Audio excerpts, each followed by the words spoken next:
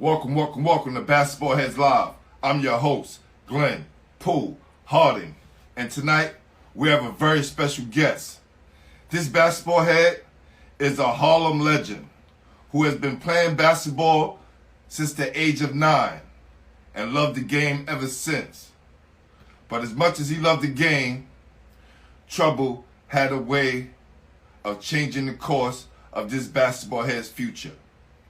He played for numerous AAU teams, Minnesota, the Mustangs, Aim High, Brooklyn USA, Sky Riders, Millbank, and Riverside Church. When he decided to go to high school, this basketball head went to All Hallows for 2 days and said, "It's not for me. No girls." So he was out. New York City legendary coach Ernie Leutch wanted to kill him, he said, because he sent all his players to Catholic school and demanded that they stay there and finish. After leaving All Hallows, he attended Brandeis High School, but never showed up to school the first year. The next year, he came back and played JV, averaging a staggering 25 points per game. But as I said earlier, trouble had a way of finding him, and he was kicked out of school due to an incident, which we will talk about later. Things changed once this basketball head transferred to Martin Luther King High School. His game took off immediately. He began getting recognized as one of the top city players and national recruiting looks. But once it came to his grades, he had to settle for local colleges, FIT, and Westchester Community College. From there, this basketball head transferred to St. Augustine College in the CIAA. We all know what goes on down there. Plenty of fun. Well, listen, it was no laughing matter because this basketball head was found to have a heart problem. But when he got a second opinion, there was nothing wrong. Go figure. After leaving college, he played semi-pro ball, but returned home to put his troubled past in the past and become one of New York's great playground legends. Came home to Harlem, made his name. So without further ado, help me welcome to the show my guest, Martin Luther King High School great and Harlem playground legend, Melshawn Scott. Y'all ready?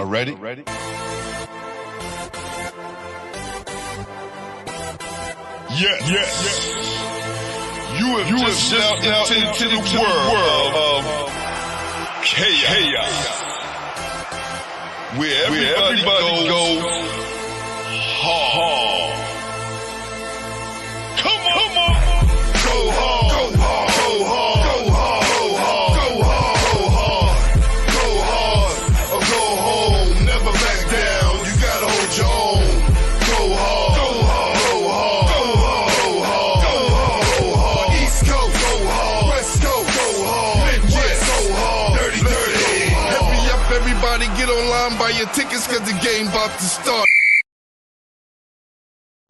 What's up, homie? What's up, good brother? How you doing? I'm doing well, man. Let me tell you something, brother. I just want to let you know, had you on my sites for a long time, my G. Just working out schedules and making sure I get people at the right times. You know what I'm saying? But trust me, your flowers been coming, my brother. Yeah, I enjoy what you're doing out here for the brothers, man. No it's doubt, good, no man. doubt. And for the ladies too. Don't forget them. Yeah, definitely. You have some ladies on here that be putting in that work. I ran into my man down at Tillery, you know, and he was like, "Yo, what's up? You ain't doing a show no more?" I said, "Yeah, I'm doing every Sunday, Monday, and Wednesday." He's like, "Man, who you got on this Sunday?" I said, "Man, I got Melshawn Scott." He said, "Oh man, we talking about Brooklyn cat, you heard?" Your game stretched that far. When I said your name, he said, "Oh, he get that work for real, like a walking market." So I just want to let you know, my G, your name's stretched from Harlem to the 5 boroughs, man, all the way down here to Brooklyn, man. So salute to you. Yeah, man. I always, as a kid, man, I always took my show on the road, man. I always wanted to play against the best, so that was my thing. And I listen, the knock on the Uptown guys is a lot of y'all didn't come down here to Brooklyn to play. Man, So, I've been doing that since the knowing you '90s. did. So since the Definitely one of the '90s. few, man. I had Future on here early on when I first started last year. And me and him used to get into it. And he used to be like, yo, G, I'll come to town with Antoine Melshawn down to Dean Street. Kenny Anderson said he would go down to Dean Street, right? So these guys would come to get their Brooklyn work. And Yeah, you got to come get that Brooklyn work. That as well. You got to establish yourself in these boroughs, man. If you don't, you know, everybody gonna look at you like you crazy. Like, nah, he ain't like that. It's a fact. So, I like to ask everybody, man, let's see what introduced you to the game. I'm originally from 134th and 8th Avenue. So I used to watch this dude named Jim Reed back in the days. Bless his soul, he passed away like 2 years ago. My man Jim Reed, tough left-hander. Awkward shot, was getting 30 on a lot of dudes in the city. Rest in peace to Jim Reed, yo. Wow, that's the first time I heard his name, man. And I love that we do this, man, because it keeps those guys' names alive, you know, especially for people who never heard of them before. That's a fact. So, you know, I grew up on 134th. He was joining the hood on a regular basis. Oh, yeah, definitely. Against a lot of dudes. Like, you know, dudes know who he is. Dudes uptown know who he is. Jim was putting in that work. That's real. And you answered both questions. You answered my next question. I was going to ask you where you from. Because, you know, I talk to different guys from different parts of the city. And when I ask dudes where they from, they want to tell you the specifics, right? Because Harlem, we think, you know, it's small, but it's really big. Yeah. Because east side is the west side. And if you could do both, you good. Yeah. See, what's crazy is, like, you know, I got family from all over. So, you know, I've been all over the place, like Brooklyn, Queens. And it's funny, like, you know, when I be playing this tournaments, you got dudes be like, oh, nah, he's from Rochdale. Nah, brother, my grandmother lived in Rochdale. When I used to get in trouble up here, that's what my mother used to send me all the time. Wow. That's crazy. Salute to my people out in Rochdale, my guy, Chris Haney, always putting that work out there for my Queens guys. I got a slew of Queens, old school Queens dude that's going to come on, man. That, you know, people kind of forgot about, man. I'm glad I got to connect with them. And salute to my guy, Chris Haney. That's what's up. No doubt, no doubt. So what age did you fall in love with the game? What age did, like, the game had you?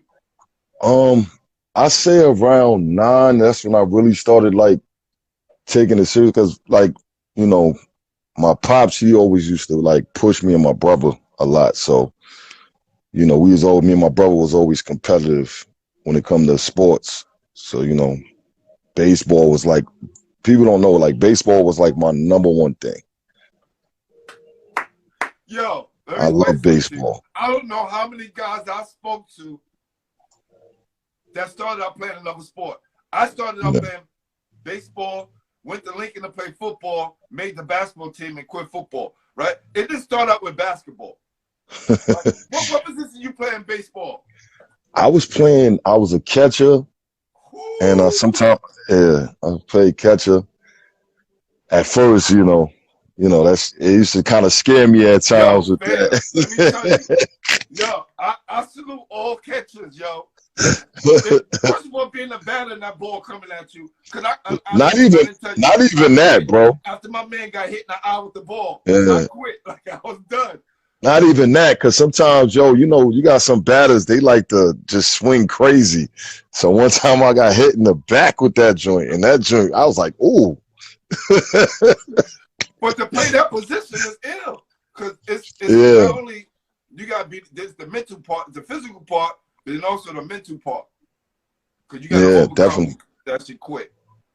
It's crazy, yo. And then sometimes, depends on what coach wanted me to play. So I used to play third base sometimes, or I played shortstop. All tough positions. I was Yeah, first and third. I was first and third. yeah, a lot Yeah, of thinking wasn't moving positions. around So for shortstop. yeah, I was that fast. yeah, So dad was a big influence in your life early. yeah, definitely. He always wanted us to be competitive. Plus, he was into martial arts as well. So you know, I was doing that as well. Okay. So what was Jim Reed the best player in the neighborhood when you was coming up? I mean, I come from an area of nothing but ball players. See, I lived in two spots. I lived on 134th and 8th Avenue, and then we had a spot on 143rd and 8th Avenue. So in my building, I had Coach Thurman from Yes. Riverside. He lived in my building. Yes. Mm. Steve McDowell, who played at LaSalle and Manhattan College. So, Facts. you know, he was another inspiration to me because I used to go to his house, read all his letters and all this stuff. And then down the block I had Sham God, Ali Mo, the Arnold brothers, Gary Saunders, my man Melvin McKee, Ziggy. A lot of ball players, man. Dan, you A lot of a ball couple of players. feet down the block, you walking into a basketball game. Yeah. Or Uh, argument, something that had to do with basketball and right, that competitive nature. yeah. Steve Hodge lived on my block. Julius Hodge lived on my block. Damn. Yeah. It's just a lot of basketball. My man Chucky. My whole hood was full of ball players. Full of ball players. That's crazy. So My boy, what yeah, what Tip was Dog, Mike Boogie, everybody, man. right? Who else? Who else can I name? My man Marquis, that was in the newspaper when we was young, shaking Isaiah Thomas. Like, yo, it was nuts, man. In my hood, And man. what school did he go to when he was playing against Isaiah? No, Marquis was young. He was real young. He was like a Oh, this is phenom. in high school. He was doing this. Like he was a young Marquise was like a young phenom. Everybody know Marquis, man. Like when he was young, he was a phenom. Let me tell you, He's man. he from matter of fact, he's from Stephon Marbury in them era, and they know who he is. Right now, you see how you naming these names. Now I'm gonna tell you, Hmm. I'm gonna keep it 100, brother. Well, if I don't know anyone, if I hear the name, it's recognizable, I agree. But if I don't, I want to ask questions about these people because it's gonna be a time in the future. Somebody probably in Harlem probably gonna write a story about your life, and you probably Hmm. gonna have nothing to do with it. Somebody that saw you play, you probably moved someone you don't even know, Yeah, right? And you weren't there to convey those notes or whatever. So I'm saying with these people that you know firsthand, I would definitely like to hear more about them, man. And like I told Shane, I'm gonna come up to the neighborhood. I'm gonna come up to the neighborhood, walk around and meet some of these people, man. Whatever we have to do, just so we can spotlight and highlight these people, because this is gonna be forever, right? And we want to yeah, document that's a this fact. history, brother. And you're a part of that, man. So That's a that's fact. crazy that you mentioned these guys all in one area. Yeah, Now, and we had some growing up in Harlem, young dudes too. We had oh no, some no, young you go killers. down. It's just a cycle, right? It's just a cycle. It Yeah, it's a repeats. cycle because All right, everybody now, was watching each other. right, and Harlem is different, right? Hmm. Harlem is different, like out of all the other boroughs, right? Yeah, You see how we didn't even say Manhattan, fam. yeah. Harlem, I right? don't, when people be like, you from Manhattan, what? What's that? Manhattan is Right. like downtown. That's the rich people area. That's There you Manhattan. go. There you go. How was life different in Harlem through your eyes? Just talking like from a kid perspective. If you could think about from back then, what was Harlem like to you? See, I grew up in the era of, the Alpos, the Rich Porters, the dudes that was getting money. Rich Porter, see, like I said, I'm from 134th and 8th Avenue. They live like right around the corner from me. So, Darnell Porter was one of my friends. Rich Porter brother who was Yeah. murdered Peace to him. Yeah. back in the days. Yeah. So Wow, man. So we came up in some dangerous times, man, and for guys like ourselves to still be here to tell a story because, my good friend are not here no more to talk about some of these things. You know what I'm saying? My guy yeah, Carlton Hines uptown. that was my guy too. He that's right. We played together. In the summertime we'll go uptown and play with him. And he was a younger guy, but he had an old soul. And right after I left MCI, he was the next New York player to go up there, man, and do Yeah, that was well, my man. guy. So I miss That was him. my guy too from Corlin Ave. I got family Yeah. over there too, so I used to be over there too. Right. And I think I put up a post. That I shared it. I didn't create the post. Yeah, My guy from Hoops Post, he posts some things sometimes and he send me some things to yeah, put up. So I said I'll post it or whatever. And it was like I put the wrong address and guys was like, yo, hold on, fam. yeah, Like because his they were brother was saying, like, all right, cool, yeah, keep going, but he's from here. And I yo, totally because respect that, man. you Carlton's put my that guy. he was from Soundview. Right. Don't And ever I was do like, yo, that. is it me, fam? It was No. Yo, because that's where the whole thing stemmed from, like the whole beef from back in the day, Soundview, calling that. Don't ever do that, man. Oh, okay. So now, Yeah, so I did, and I told my guy, I sent it back to him and I told him to change it. So I said, yeah, now before you put something up, send it to me, and I'm gonna check it first before I even put it up. yeah. You All of this is understand? homework. And That's that it. was them. So I appreciate all you guys for doing that, man. Thank you. That's a fact. No doubt. So look, let's talk about your younger years, right? Because you played with a lot of teams, brother. You've been around, right? Unlike a Yeah, lot of guys, they one-stop shop and they stay there their whole lives. You got to see the whole spectrum from Menacing all the way down to Brooklyn, USA. How was that yeah. experience for you? I started out in Minnesink with my god brother Kimani Williams, and Prince Shamgar's little brother, Mm. and we all played for Minnesink, which is like on Hump 42nd and Lenox. Played for my coach Sam and Slim Hawkins, bless his soul. So that's how we really played. And then we used to have a tournament called Little East. Tone Rosa had a tournament called Little East, and we used to play in there. And then I started playing with them. But then I think I was like maybe 13. Yeah, 13. About 13. Went over to Riverside to go to the tryouts and all that stuff, playing and playing winning tournaments and everything. And how I got to Brooklyn, USA, I played against them in housing one year. I think I probably had about 30. Yeah, Yo, hold on, about time 30. out. I always like to pause people when they bring up the housing tournament.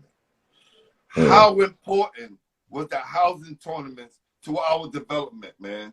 And then you can go back to Oh, the story. housing was Just crazy though, housing. man, because you played in your borough against all tough teams in your borough.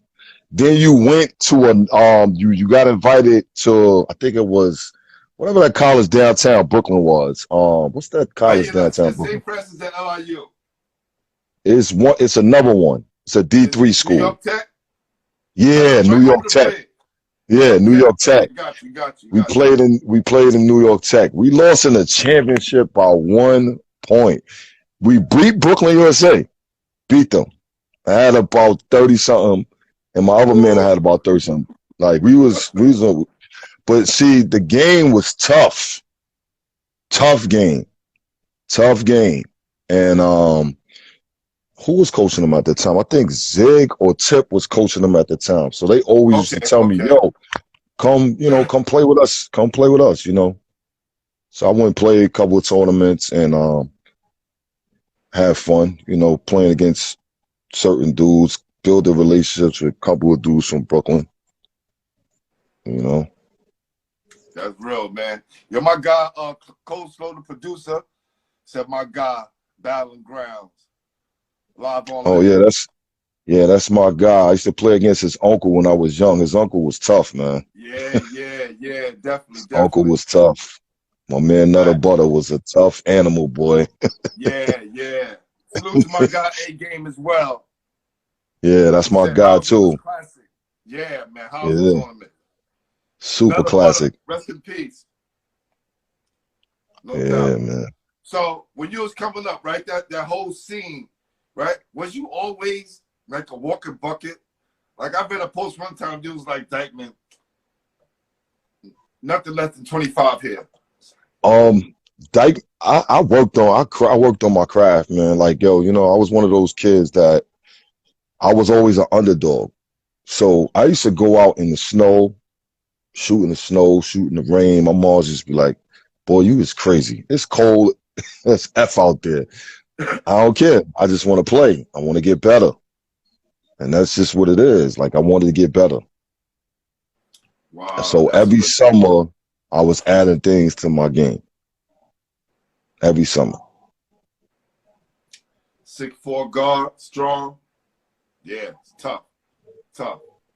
So now, first school you go to, right? Yeah. You get a sit down with Mr. Launch, right?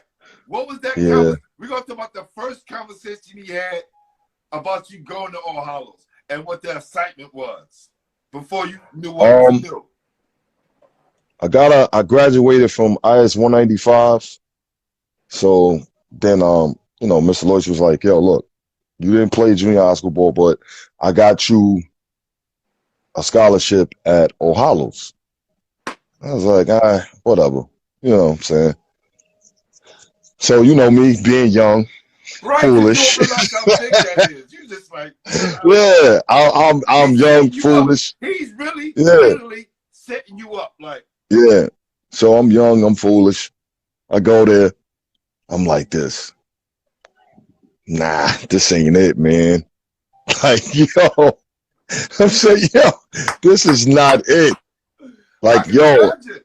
14, because you gotta 15 years realize, old, I nobody went to understands. 195. It was nothing but girls there. You know what I'm saying? So that was my aura, man. Like, I was a young dude, curly hair, whatever. And I wanted to be around the girls, man.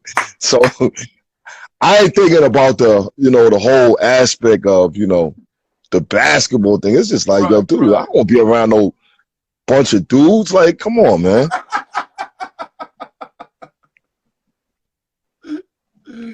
That's real talk. That's real. Yeah, you know what I'm Oh, saying? So, man. That's crazy. That's crazy. So now, okay. So, what was that conversation like? What you yo, told? it was Yo, crazy you ain't cause going to yo, them old hoes. Like, listen, I have mad love for Mr. Loyce, man. Whatever, all the stuff they got in the tabloids, whatever about him, whatever. Never was with me. You know what I'm saying? I had mad love for Mr. Loyce, but like that day we sat down, I'll never forget. We went to breakfast and we talked, and I was like, yo, this ain't it. He's like, oh, yo, you're being a knucklehead. Like, I have it set up for you to go to this school to do better. And I was just like, yo, this is not it. It's not going to do it for me. So he was like, all right, so what you want to do? I said, well, I'll try the public school thing. If the public school thing working for me or whatever the case may be, that's what I'm going to do. He said, all right, whatever. So, I think that year was 93.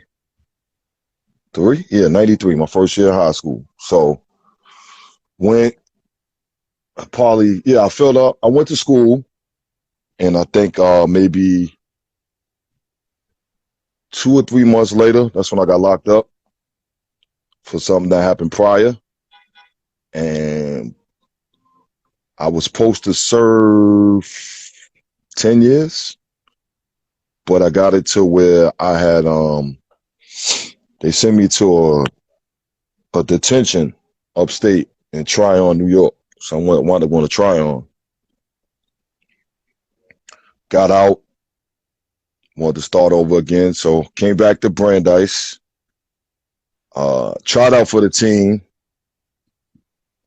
Coaches was hating as usual. We got our star player, which was my man JaVale. He was JaVale Naismith, all-city player in New York City. He was good. But at the end of the day, I'm looking at all these other players, and I'm like, I'm better than them. Like, you know what I'm saying?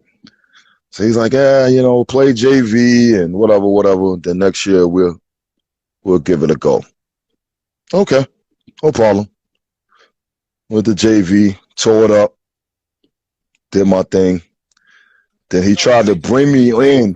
Hold on. You ain't do your thing. You averaged 25 points. And I tell people, anything over 20, doing it on a consistent basis, you doing some kind of work. And you did this, playing JV in the right age. Not like you was ringing. Yeah, you know what I'm saying? That's a fact. So that's just this is real talk right there, man. Like, now, at that point, right, you averaging 25, you seeing the big picture now. Are you thinking like, damn, big time D1 NBA, are the dreams starting to happen?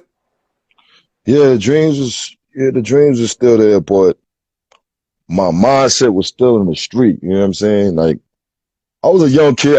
You know what I'm saying? I was a kid that was getting money, man. Like, you know what I'm saying? Like, I was in the street for real. Like, I wasn't like none of these kids, starving. Even though I had a mother that worked in the hospital field for 40-some years, there's a lot of stuff she couldn't afford that I wanted. You know what I'm saying? So, I was out here doing what I was doing. So. And that's honest. And that's being honest. That's being honest. And the decisions, right? Because there's going to be some young guys probably in your position right now thinking, now what decision shall I make, right? And hopefully after this interview, they'll know the right choices they'll have to make. Now, it's still going to have to be on them. Yeah, that's a fact. You just want to give them an option. Each one teach one. That's it. So now, do you think with that situation that got you ousted out of Brandeis, right? Could that have been prevented when you look back at it? It kind of it was crazy because it all happened like, the kids stole somebody's sneakers and I was laughing because the person's sneakers he stole was my boy joint. So I'm laughing. My boy tuned them up. So the next day I come to school, I'm going to science class. It's like 7:30, 8 o'clock in the morning. I got an early class. I'm surrounded by like 10 Dominican dudes, like 10. So, they take a swing, whatever. I snuff one. So they got me outnumbered. So I jumped down the stairs. I said, I'll be back. Came back with my crew. They running, we chasing them, whatever. Boom. Later on that day, I had a little girlfriend. You know how you do. You chill after school with your girlfriend. Y'all be doing your little ones and twos, after school. So I see the dude. She's like, yo, babe, the dude that, I'm like, yeah, that's him. So we run down on him. And, one thing led to another. Somebody got cut. And that was just that. So actually, I didn't actually get kicked out of Brandeis. My mother was like, you got to get out of there because you're a different type of breed and I already know what's going to happen. So she was like, yo, what is this going to be, like an everyday thing? Like you're going to be fighting and stabbing or doing whatever you do every day? And I was just like, you got a point. So at the time, I started playing with a team called St. Mark's, who transitioned into Abyssinian with my coach Lex and Turtle. And hold on. Talking about again. Yo, so I had John on the show, my guy, last year, right? Mm-hmm. He talks about Coach Turtle. Now, I go to Harlem. I go to Rucker. I go to the Gaucho Gym, and I go to 145th, right there in Lenox. Yeah. I go to the old boys yesterday because I'm doing my rounds. Yeah. And Yeah. it's this old man in the park working out with these two young men. And I have no idea who he is. So I go over and I said, excuse me, sir, do you mind if I film over here? It's like, cool. I said, by the way, my name is Glenn Harding. I got a basketball show. Basketball heads. He was like, well, I'm Coach Turtle. I said, you're the legendary Coach Turtle. Sat down, gave me some time, gave about 5 minutes of his time. I videotape it. It's up on YouTube right now. The people he talked about that he helped along his way, and he started coaching at 14. Turtle coach pros, man. Legit pros. He said it. Yeah, I was just like blown away. Legit pros. So salute to Coach Turtle, a New York City legend. Definitely. Wow. So look, bro, even with all the stuff that you was getting into, you always came back to the basketball. Yeah. So that's how I know you're a real one for real. That's a fact. Because you could have stayed. So it was easy for you to stay away from the game. Yeah, it definitely was. But, you know, I looked at basketball as an outlet, and, you know, it was fun. It was real fun, man, at the time. Like, I see in the 90s, you know, 90s, everybody was playing, everybody was having fun. There wasn't none of this stuff that you go to parks now where dudes are shooting up the parks and, you know, where the kids be at. Well, we wasn't having none of that, man, because you always had the OGs who was either getting money or, you know, running the show. They wasn't playing that, man. Like, you ain't bringing that nonsense in our hood, man. And if you did, you was getting dealt with. Facts. We need to take our streets back, man. Yeah, that's a fact, man. Take our kids back at that. For sure. Yeah. So what are some of the things that Coach Turtle helped you out with?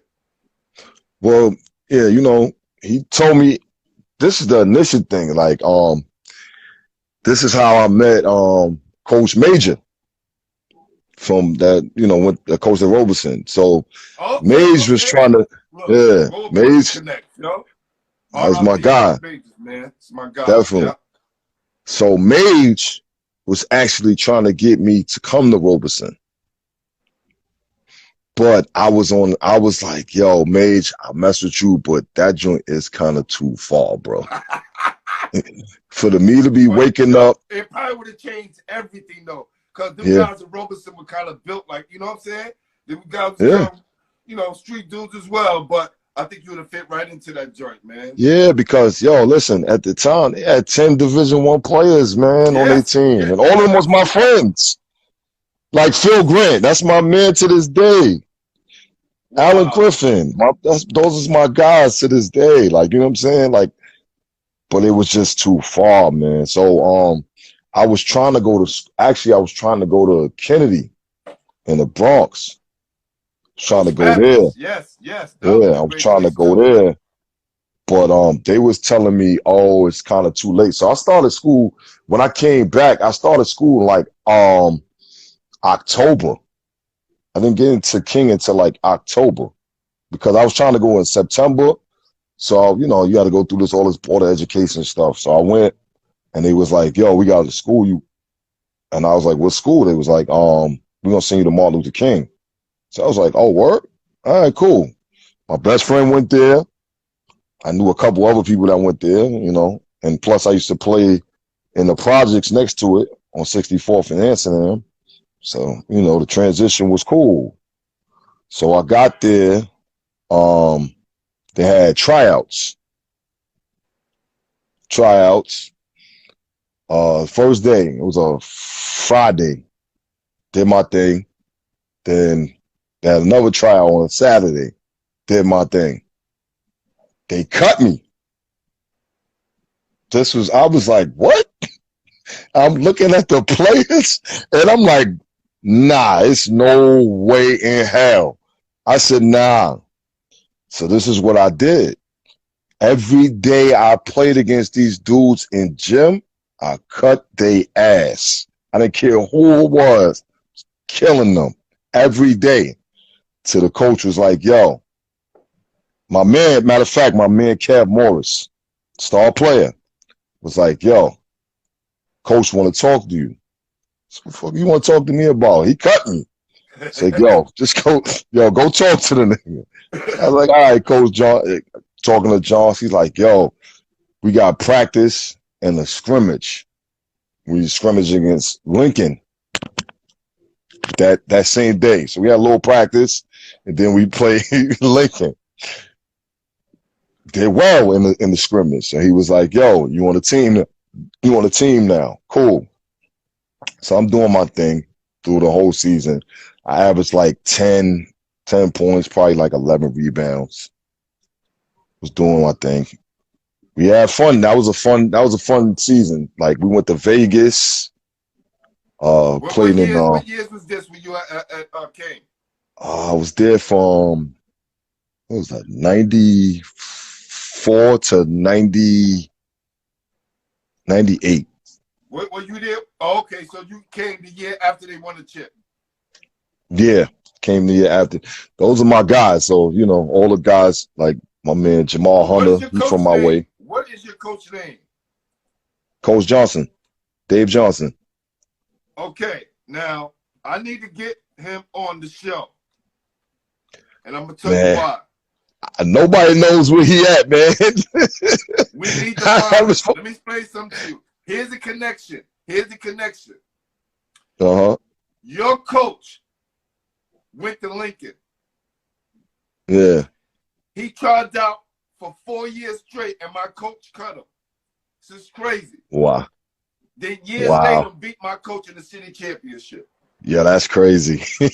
I talk to my coach about this all the time. He just couldn't, you never remember. Coach never remember the guys they cut. You know what I'm never saying? do. They never do. So I told him, I said, Coach, and I forwarded him,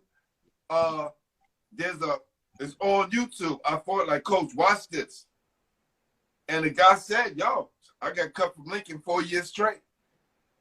So it was just something magical about that game. Steph wasn't going to win back-to-back. That just wasn't going to happen. That motivated him for 95. Yeah. Because he went, yo, listen, I commend Steph, man, because every year he was there. Every year he played against a dog guard, man. Like every year he played against a guard that was just an animal, man. Like, and who was the guard for Kennedy for King that was giving the business? Oh, Jamal Hunter. Jamal Hunter. We need to track him down. Jamal Hunter.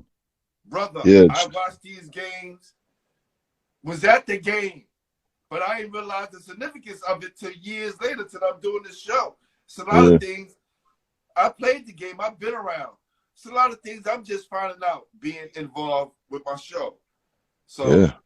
Man. And you know what's crazy though? King beat a Tilden team, a tough Tilden team.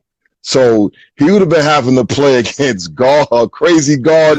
Even if Tilden would have won, it would have been Ed Cota against Stephon Marbury. And Ed was giving everybody hell that year. Hey, that guy, hold on. What's your guy name again? I'm gonna write his name down. What's the guard name again? Who's that? The guard from King that played against Steph. Oh, Jamal Hunter. Jamal Hunter, because I want to make sure. Jamal Hunter. Hunter. Hunter, yeah. Got you. Yeah. I want to make sure some way I get a conversation with this guy because, we hear about the coders, right? Stephon Marbury, right? It should be Jamal Hunter, right? Because that's how you get to that upper echelon of New York guards. Yeah. You just don't get there by yourself. You got to go through some things, brother. This is New York City of guards. New Guard City. That's a fact. It's That's always been crazy. that way. Yo, Even you just blew my mind even with in that. your era, man. Even in your era, it's always been Yeah. tough Yeah. guards. Oh, it was crazy. Yes. Yes. Yes. Yeah. I seen some stuff, man. Yeah. In my year, I seen some stuff. And I try to be a fan still and go out and enjoy the new era of basketball. And I'm really starting to get back into it. Because I'm just starting on some years. And the game is changing right now. And I think it needs more of us. I think a lot of us has benefited from these games, for the game of basketball, and it took us away from the game. It's crazy, right? As much as we were in the game, a lot of us are not involved in the game as more. And I hear a lot of older guys talk about the game, and I'm like, yo, if y'all want to talk right, start teaching it. Yeah, because I'll be looking at some of the trainers and it's just But they bad. Like winning the because thing there's no teaching going on in coaching, man. that yeah, Like that's you absolutely right because these coaches is like, all right, here's basketball. Go out there, do what you gotta do, and you're not teaching these kids the right way. It's not you telling them, oh yeah, go out there and get 40, but he getting 40 and his man getting 40. That's not basketball, man. Like, and I love New York City basketball, and I just sit there and I'll be like, dang, what happened? The internet happened because you got all these kids, they on the internet, and I'll be watching some of their highlights. Okay, you make 1,000 good moves to the bucket. All right, you score. Where's the defense at? Where's the video we're showing this guy that you killing or supposed to be killing going back at you? And how did you stop this guy? They never show that. They just want only to the end show result. bits and Only the pieces. end result. Yeah. Trust me. I said it's the conspiracy to kill a game. This is why, and this, brother, I'm telling you, I'm like a Dave Chappelle conspiracy theorist. Real talk. That's see why. so many things in this basketball and the way it's going down now. I think they really want to destroy the game. Yeah, that's why I love my era because it didn't like the dude from ISA used to say, "Come with your game, not your name." Facts. All the time. Facts. All the time. Come with your game, not your name. It don't matter if you playing at Oak Hill. It don't matter if you playing at this school. Yo, my era, I seen dudes who was the #1 player in the country get demolished by a dude that's top 15. Yes. I come from a great era, man. Like tournaments, like the AAU tournaments was crazy. Like we had Slam Jam in California, crazy tournament. We had all the Adidas tournaments in Vegas, crazy. Your era with the sneaker company was coming in crazy. Like, yeah, we in my era, you get a free pair of sneakers, you was like king of the world, like one pair. Like that's a you fact. walk away with 10 paid good. Now, brothers, I see dudes, young dudes who not even or anything. They got room full of sneakers from these sneaker companies. Yeah, like and plus, we had all the good camps too. Like we had ABCD, we had Nike, we had 5-star. Not the first 5-star. See, a lot of people get mixed up. You go to first 2 sessions. No, the sessions when you get on a plane and they take you out there. Where they take you out there. Or you go to the last session, which is in August, and then you kill in that one. They invite you to pit 2, where they put you on a plane and you flying out to wherever. You know what I'm saying? A lot of dudes wasn't doing that. You know what I'm saying? Then we had it was this other camp, another joint in Jersey that was crazy. Like everything was just crazy in my era, and I love my era, man. I love my era of basketball, man, because definitely. Like nothing was given. Right. You had to earn it. So with saying that, who else did you bust to let you know you was one of the top guys in the city for real? I mean, I went at I can't say I bust one dude ass. You know what I'm saying? Like, I went at everybody. Like, everybody knew what it was. I was coming to play. Like, it wasn't no games with me. Like, yeah, Eastern Invitational. Yeah, that's one of the tournaments. Fire. You know what I'm saying? Like, I was going at everybody. I didn't care what number you was ranked. I didn't care about none of that. Like, I was giving it to you. Like, I was coming at you. You coming at me, I'm coming at you. That's just what it is. Ain't no friendship shit. That's the problem with nowadays I have. You know, everybody want to be friends. We could be friends later. Let's be friends later. I don't want to be your friend now. We're not going to get a sunny do after the game if you bust my ass. We're not doing none of that. You know what I'm saying? That's the era I come from. Listen, J.R. Reed, #1 player in the country, 5-star. Everybody know he's going to North Carolina sooner or later. Big dude on campus. Well, snappy head kid, skinny, light-skinned kid from by ways of Brooklyn, Queens, kicked his ass the whole camp. Should be like that. And his name was Lloyd Daniels. Lloyd was a bad motherfucker. but since his background and the packages that he came with, they didn't make him #1 player in America after that. They still kept J.R. Reed the #1 player. Even That's crazy. Sweet Pea went down there and toasted his ass. That's crazy. Sweet Pea's a bad motherfucker. How about this? Ross Strickland goes around the country, kicks all the guards' ass around the country. He was like, I'm not going to last session a 5-star. I'm chilling. Well, you won't become McDonald All-American. That's how they was, man. That's how golfing them was, man. And I know what you was about to say at first before you switched it to language, fam. Because I'm saying it in my mind. That's how golfing them was. Yeah. Facts. If you don't go through their doors. Listen, golfing them is good peoples. I got jerked out of an all-star game. I'm going to tell you straight like this. Tell me about it. Listen, you know how at camp, you know, dudes be playing around and doing all types of stuff, sneaking in their room, hitting you with water balloons and all crazy stuff. So I'm in my joint. I'm in my room, sleep. I wake up. I got a condom with shaving cream next to my face. Oh, what?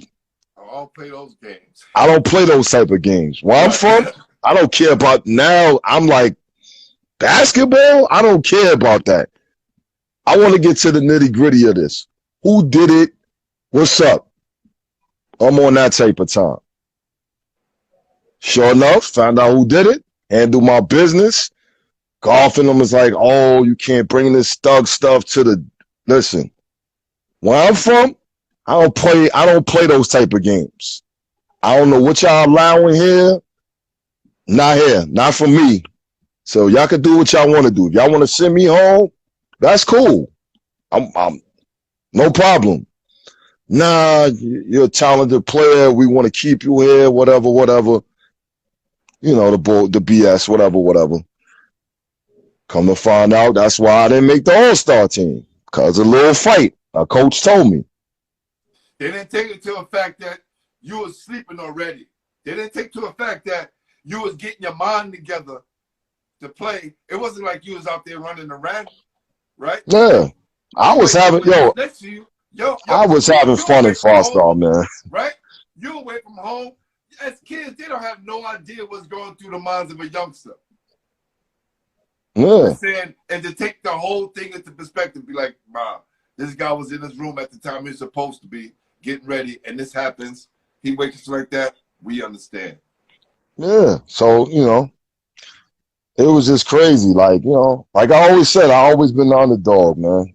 And it was always cool with me because everybody who they felt was better, I wound up turning out to be better. Mm. And those guys, trust me, they know. Those who don't know. You know what I'm saying? That's a fact. Because, Yeah. I'm going to be honest with you. A lot of dudes after high school and college, I didn't see them in street ball. I didn't see them no more. some guys stop playing ball. Like they just stop. I don't know if it was the mental thing from college, playing for a coach that just made them don't want to play basketball no more. I don't know. Like I just stopped seeing a lot of guys that I used to play against all the time. So, well, I definitely went through that. I choosing the wrong program for my game at the time, but I had a great college life. You get what I'm saying? And I kind of went another direction into music, right? Played West Fourth, Rucker a little bit, but when N1 came around, I got ghosts. I stayed focused into the music and was doing something else, and I began coaching because I saw the game going into a different direction. We'll go out to California every now and again to play and come back, and it was just like, damn, I can't go out here to the Drew League and then come back and want to play some N1 shit. I can't do that. And it's not a knock to N1. It was just going in a different direction. And everybody was just on but that. see, you know what's crazy? Everybody look at the N1 stuff, talking about the tricks and all this other stuff. The guys that started it, they was about tricks, but they could really play basketball. I know. I'm just talking about where the system was taking the game. This is not a knock toward the players because a lot of those guys are my guys, and I respect those guys. I seen Shane give Stephon Marbury 40 in Rucker. All mid-range. And Steph is like elite. All mid-range. You know what I'm saying? Killing them. No tricks. I'm not doing no tricks. You talking all this, stop the trick stuff. I'm not doing no tricks. I'm killing you. Mid-range. Side to side. Boom, boom, boom. Jumper. Getting by you. Dishing it to the man. Shane was killing him. Yo, we had a great interview last week, man. I think I had to be my longest interview. I think we was on here for like 3 hours. Yo. Yeah. That boy Shane got enough knowledge of basketball. Facts. Enough knowledge of basketball, man. You been around, man. So as now we figuring out, we going into the years, our later years of Martin Luther King, and you start to go to those camps. Was any letters coming in because of those camps? Yeah, I was getting a lot of mid-major letters. I had Providence, Hofstra, LIU, Florida International. Let's see, University of Portland State at the time. I had one letter from UNLV, but everybody's always on the list. You know how them letters is. You know what I'm saying? You know how everybody be on the list. So. And when it came time, right? You get to your senior year, you figuring out. At any moment, did you figure out like, damn, I need to get my grades up, or was just all about ball? Well, that was in the back of your mind. Yeah, because for my first 2 years, I kind of shit. My last year, due to the fact of me being incarcerated or whatever, I was trying to get that year back. So PSL did some corny stuff. I got all the documentation, whatever, and they was just like, nah. So I was like, all right, cool. So I wound up going into an alternative school. Come out. So you could have legally reclass. Yeah. What they doing now? Yeah. You think about that. That. You think about that shit like they didn't let you legally reclass. Yeah. I'll be thinking about that. It's crazy like how it is now. Like they let all these kids reclass. And when I did it, due to my circumstance, they was like, nah, no. So I wound up going to an alternative school. I played in the alternative league. I played at this school called Westside High, where we played against schools like Redirection, Bronx Regional. Like Fez Academy. Remember Fez Academy back in the days? Yeah.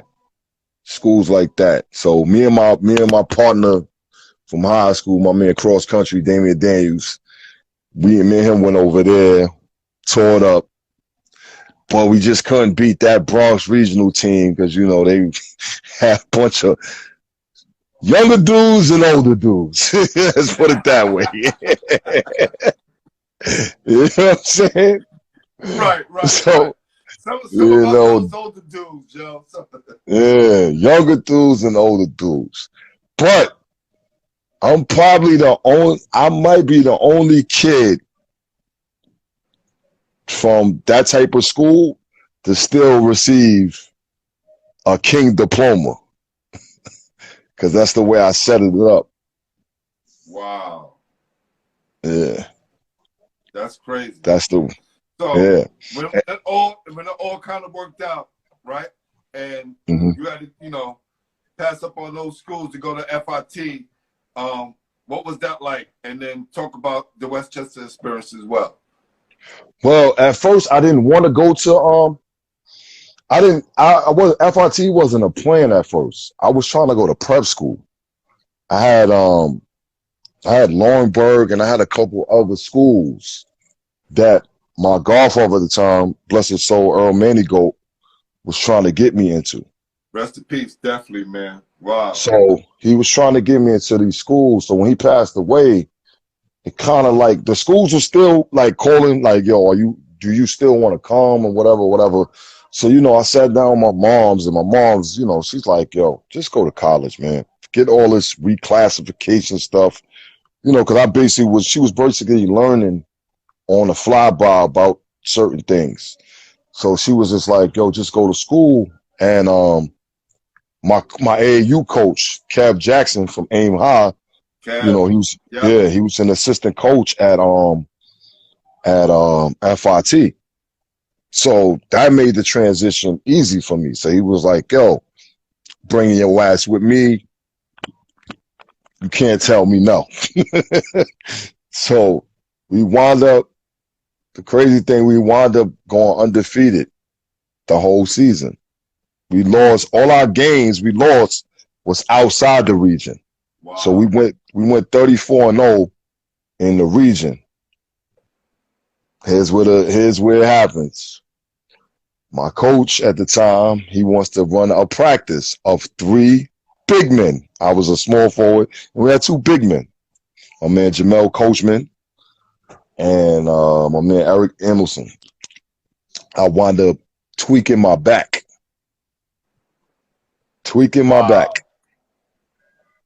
Before we go to the region. So I really don't have no lateral movement, nothing. Like, yo, I was done. You know what I'm saying? I couldn't really move. I couldn't dunk. I couldn't do nothing. So we won our first game. We played, I think, Suffolk West, because back then they had like Suffolk East, Suffolk West, whatever. It was crazy in our region. So we wound up beating them. We blew them out. Then we lost to Monroe. I was done. I couldn't make no moves, whatever. It was finished. So, you know, lost to them. A team we beat all year long. Tight. Who wound up winning it that year? Sullivan. We smoked Sullivan. Yeah. A lot of my guys went out there too. Yep. Yo, listen, we smoked Sullivan. We played Sullivan, smoked them. My boy Andre Rivera. Yes. Player of the year, All-American. Was dogging all the guards in the conference. Wow. Yeah. We had a crew, man. We went 34-0 through the whole region, man. Yeah, so I wound up leaving there. I was kind of disappointed. You know, I love Kev. Kev thought I was mad at him all these years. I'm trying to tell Kev, like, no, I was mad at Rippy because, you know, you didn't have to have that practice. You know what I'm saying? Like, you really didn't have to have it because all we needed was a little walkthrough. Needed some recovery time. Your body needed some recovery time. Because I'm pretty sure, and I know for a fact, if I was 100%, we'd have ran through that whole tournament. Plus, my other man got hurt. He wound up uh, tearing his ACL, I think. My boy John Riddick. Yeah, wound up tearing his ACL. Like, yo, we was destined. We listen. I'm gonna tell you that year we'd have won the whole thing. We went on to the region. We won.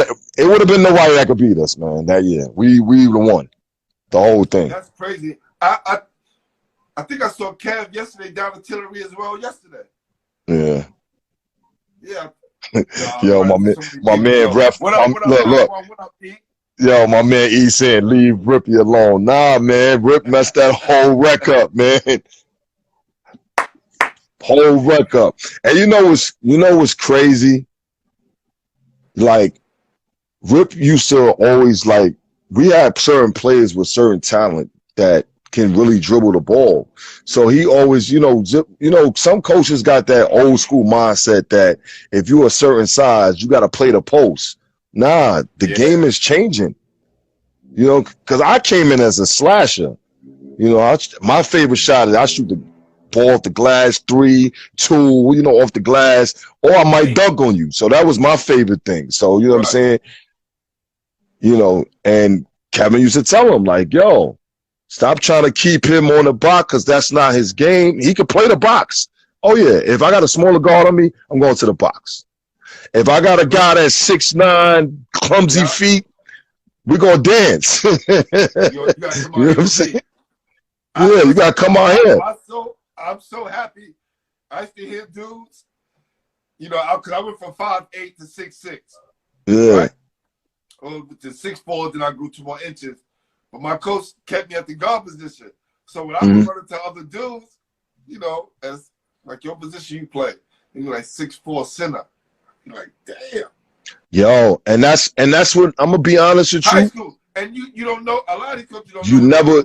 That's what hurt a lot of dudes' games, man.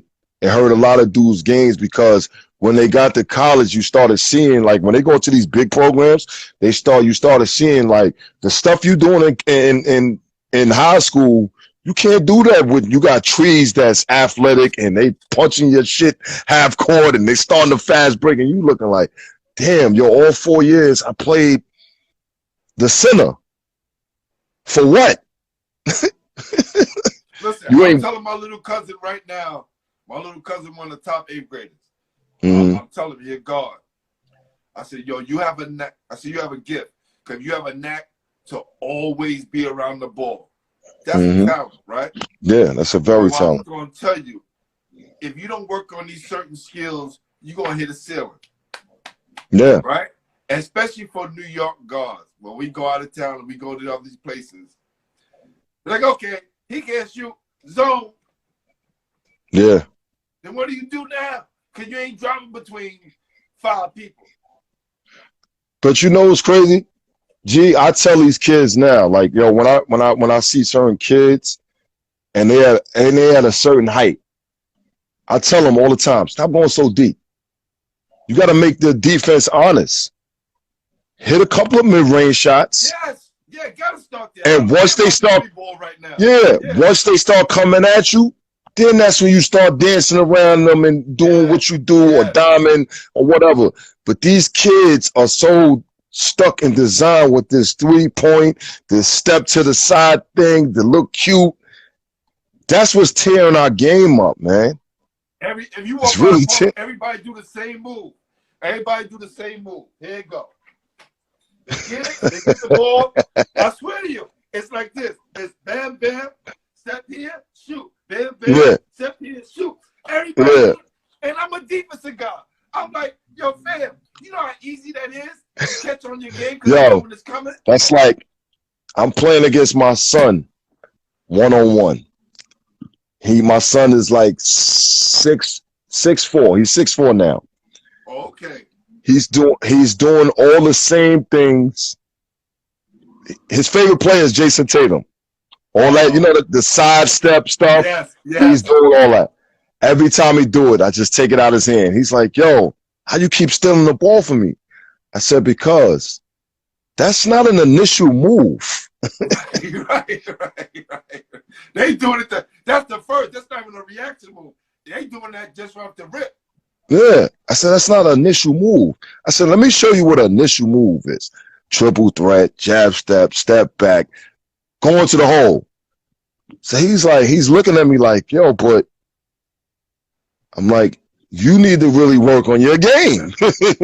Because stop, I was always told, stop watching NBA players. Yeah. Watch college games. Yeah. Because that's where you're going to be at. Yes. That's all so the time. Real. That's so real, man. So when I was coming up, I'm a Laker fan, but I barely watch NBA that much. I always watch the college basketball. Big East, Big Ten, ACC. Those was like the games that I always wanted to, especially in the Big East. Like that era of basketball, oh my God, man. Yo, that was must-watch TV. And let me tell you, I didn't watch NBA games. The first NBA game I've ever watched from beginning to end, 1980, the Magic Johnson Championship, right? LA Championship against the Sixers.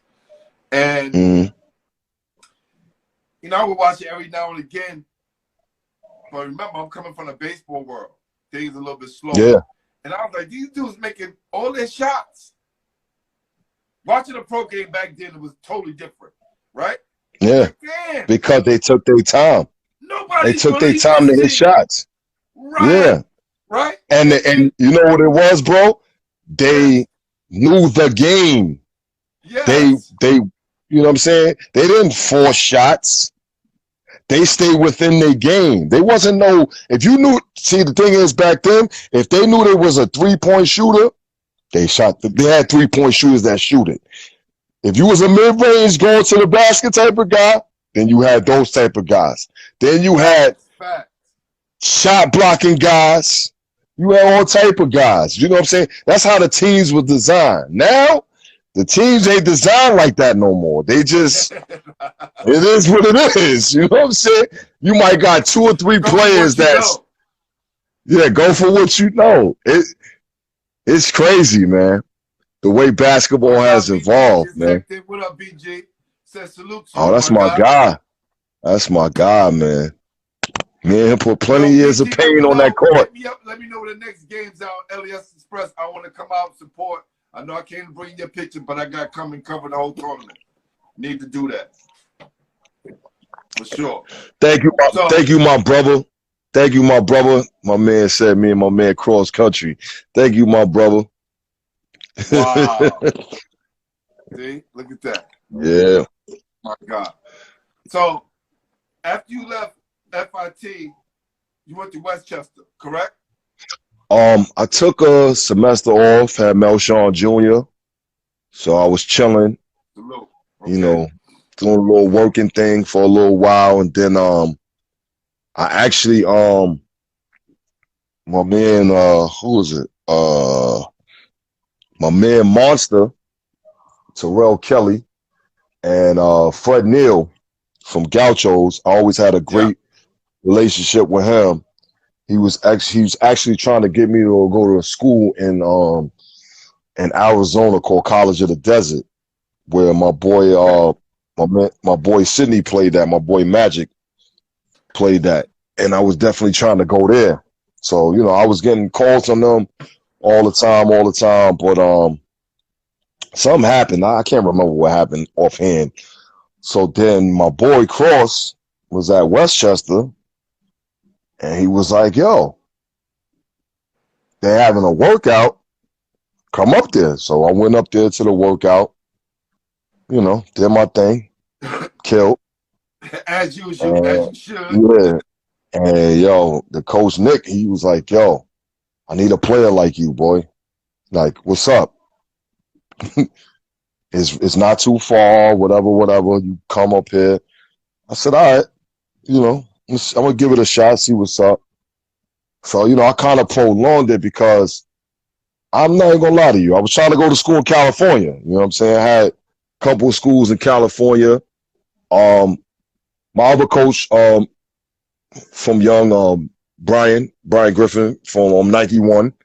Okay. He had a couple Yeah, he had a couple of schools for me in California. So I was thinking about, going to California. So, but then, Coach Nick talked to me. He's like, yo, listen, man, I understand you the type of player you want, but look, I want you here. I call you every day, which is a fact. He was calling me every day. He wanted me there. So he's like, yo, your son is up here. You don't want to go somewhere 1,000 miles, whatever. So I was like, I bet. So, me and my kid's Smart moms, we coach. talked it over. He knew how to get Yeah, you. we That's talked it right. Hey, over. you just had to And start. I was like, That's real. Yeah. you know, we talked to me and my son moms talked it over.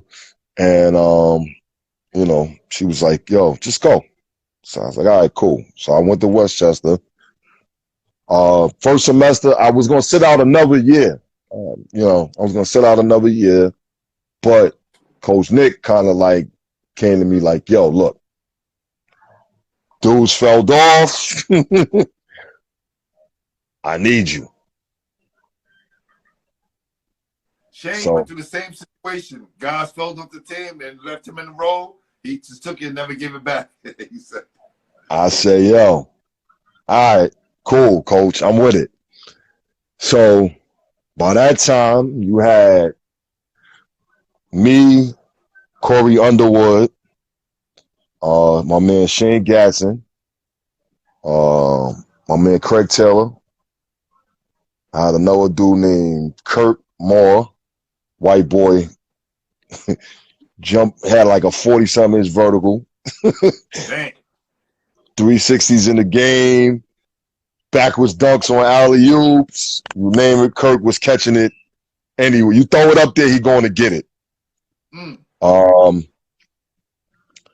Who else we had? Couple other players that just, sprinkled around. And, we wound up winning. You know what I'm saying? We lost the Globe like 2 times that year. Wow. Then That's we crazy. wound up beating them. We beat Monroe. So I got my get back. Talk my talk. That's Yeah, right. this That's right. you know what I'm Let's saying? I go. said, yeah, I'm 100% now, coach. That's You know what I'm right. saying? I'm And we're gonna 100% make some now. noise for that right there. That's real talk. We're gonna make some noise for right there. You know what I'm saying? You ain't gonna catch me 2 times in a row lacking, baby. Yeah, I'm not gonna lose you. I'm not gonna lose you twice. Right, So then right. we beat Globe, shocked everybody. Globe was, we gonna smack them, we gonna beat them, whatever. Yeah, okay. We wound up beating them. Mm. We go to the region. The first we played, I think it was Hagerstown, not Hagerstown, one of them teams out there. Uh-huh. I had spoke to Mr. Lloyd before I left, and he was like, And "Yo, listen, listen." let me say something. Let me say this something to you, bro. And I wanted to say this earlier. That's how you know Mr. Lawrence is the real one. I'm a Master Square Bronco dude. My coach allows to play for Oh, Riverside that's my dude. Exceptional. You talking about Doc? I played for Doc. I played Doc for a little while too, man. That's Doc was my Doc. guy. Doc Doctor, Maselli's my guy. that's my guy. Greg Right, Lloyd. Peter That was Doc, my man. yeah, Yes. yeah, Melshawn, I'm gonna tell you something right here, right? yeah. That That's my boy, bro. guy. You know what I used to call Doc? Dusty Rhodes. Shut up. That was And you my gotta know I'm a big wrestling guy. I know definitely. that was Dusty my Rhodes, my guy. guy. That call that you should call like that play ice cream. You know what time it is, Yes, baby. yes, yes. Bronco for life. That's right. That's a If, fact. if, That was my if you guy. ask a dude, say he play with Broncos, he'll know ice cream. He ain't play with Broncos. You ain't a real Bronco.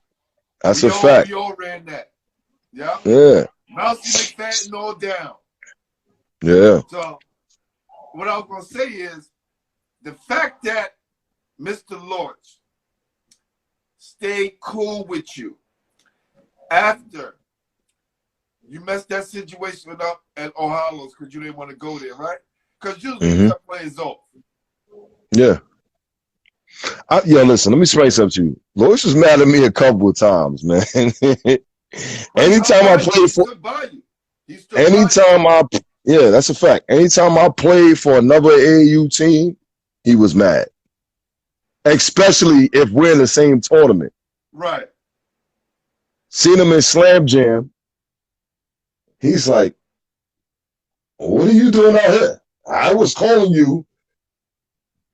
What was you calling me for? I hope it wasn't no local tournaments because I'm out here. I've been in Vegas and I played in whatever. You know what I'm Right. saying? So, but Lloyd was always good to me. Like you know what I'm saying? Like, always stayed in my corner. You know, I got in trouble or whatever, whatever. He was there. Like, you know what I'm saying? Good people. And like I said, Yeah. I don't care what everybody else say. Oh, he Me was either. this. He Me either, touched fam. people. I'm I gonna don't keep it care real about with that. you. He never did it. I'm He gonna never did stick it to by you. me. I never seen it That's with my own two eyes. So you know what I'm saying? I don't judge no man. You know what I'm saying? that's right. Allah has to judge that man. That's it. Who are we? And I always say this, right? Because us black folks is good for this, right? We'll wave the flag, right? One Yeah. minute, oh, he's in our corner, he's helping our kids. And as soon as somebody hear something, it's like whatever they did, they just diminish everything that they've done. You don't know how Man, many. listen. I've had over 100 and something interviews on here. You don't know how many ball players that came through Riverside, Gauchos, Madison Square Broncos, and not even talking about Broncos. There was never no rumors, but Gauchos and Riverside, who God said, you know what? Yeah, I know what they said. Gee, that shit ain't happen with me. These guys is in my corner, come to my house, give me money when I need it, feed me when I need to be fed. Yeah. Keep your lights on, whatever, whatever. You know what I'm saying? Like, dudes know what time it is. Like, you know what I'm saying? Like, like I said, they could talk bad about. I see me. I don't know what went on in Gauchos. I don't care about what went on in Gauchos. I wasn't a Gaucho. I wasn't a Gaucho kid. I was a hawk. So it don't matter what was going on over there. Whatever was happening over there, that's their business. Riverside, that's what I'm about. Never seen it with my own two eyes. I don't know nothing about it. So that's just what it is. And we want to keep some positivity on these men's name because listen, Gaucho's been around since 1967, Riverside since the 70s, right? This has got history, and they're still around helping Yeah. black kids. And that's just, yo, if you think about it, how many kids they done put through college? That's black and Hispanic. Yes, facts. That kept them off the street. Now, if you went into the street, that's on you. That's on you. That was your choice that you decided I'm gonna be a street dude. Yeah. I got friends that I play with at Riverside. Some is in Wall Street. You know what I'm saying? Some is producers somewhere. You know, they doing what they do, you know, having a great life. Yeah. You know what I'm saying? It is what it is. People know Melshawn Scott for kicking ass on the court. That's the first thing people gonna say. They gonna say, yeah, son, you know, all the negative stuff. How you got known, how I know about you, how people in New York City and around the country know about you is because of this. Pill. It's because that of pill. this. I don't care. I tell people, I had, Richie Park on the show. Yo, fam, we ain't talking about that. I don't care about that. And that's my man. I get guys That's all my the man. time in my DM. Yo, G, she asks dudes the tough questions sometimes. I know Duke did such and such. I said, Duke, I ain't doing that block. I'm not doing that. Y'all can do that. Yeah, because there's so many other negative stuff you can hear about Duke. At the end of the day, nobody was there but that young lady, Rich, and whoever else was there.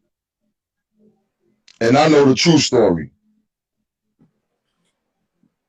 If you, first of all, at the end of the day, if you're a real one and you grew up in that era and Rich was your man, you know the true story. And that's my man. And I know my man, they got a bone in him to do nothing like that. So all them dudes that's just saying that, you won't say it to his face. Facts, facts. And I told him, I said, yo, Rich, we're never doing that. I'm never. Yeah. It's so many things that we know. I saw Lloyd the other day. I said, fam, yesterday I went to his game, watch his kids play. Yo, G, I'm gonna do it. I said, yo, fam, let me explain something to you. All your fears, do you think I'm gonna talk about? I ain't talking about none of that shit. They can hear that somewhere else. We here to celebrate you, fam. That's why I'm That's here a watching fact. your kids play. I'm not here about none of that, fam. I don't care what nobody say. And nobody can Yeah. get me to say that. That's a No, fact. not doing that. Basketball heads is gonna stand for something at the end of the day. We're gonna stand for something that's right, and we're gonna do the right thing and give guys their flowers. And Right? that's all you can do, And my I tell brother. the story, yo, fam. I'm coming from a game one day. Got my basketball in my hand, and I had my Sunny Do iced tea. And short, skinny dude was like, yo, son, come here. I said, oh, shit, 50. Not the rapper, the gangster. 50 Cent, the gangster. And he's like, yo, come here. He's like, yo, Slim, you nice, man. I just finished watching you playing. Who knew? I didn't know. I seen him rob people in the middle of my games. I don't know. I'm not looking for that.